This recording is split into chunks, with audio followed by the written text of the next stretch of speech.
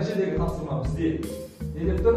Көбейтуді орында жауабымен жұптастырып кетті. Яғни мына жердегі тапсырмаларды және жауаптарды бір-бірімен не істейсіздер? Жұптастырып, оларды жауаптарды анықтай боламыз.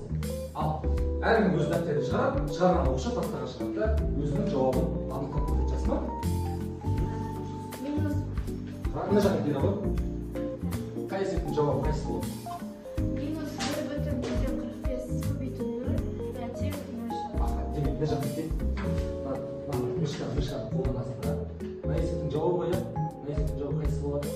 Ой болады. Ой ұстап аласың да. Аға қасың есептің жойып кетті. Ал қате болса, қызыл шығады, түсінікті ғой?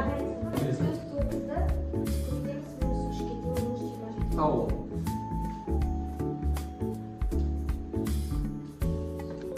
Яғни минус 27. Оның жауабы дұрыс келеді. 5-ен 6-ны көбейтсек минус 30. Жақсы. Жұптастырамыз. Минус 5 пен 6-ны көбейткенде минус 30 шығып дұрыс. көбейту жасашындегі минус 12-ні көбейткенде Қанша шығады екен? 132 шығады дейді. Екеуін көбейткенде шықты ғой, иә? Дұрыс. Қайсына әкеліп жатсың? Иә. Осы екеуін көбейтсе ол дұрыс. Қанша шығады?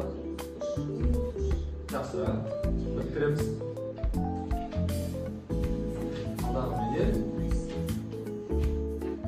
біріктірдік, иә? Осы екеуін көбейткенде қанша шығады дедің? 110. Жақсы. 3,4-ті көбейтеміз минус 6-ға тең 20. Дұрыс. Ал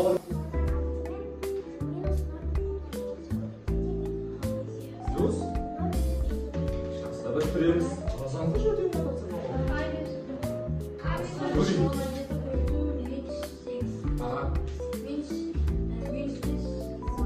Жақсы, жазамын.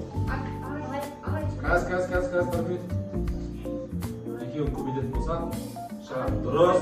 Ал 15-ті минус 1,15-ті көбейтеміз 5-ке. Минус 7,5. Біріктір.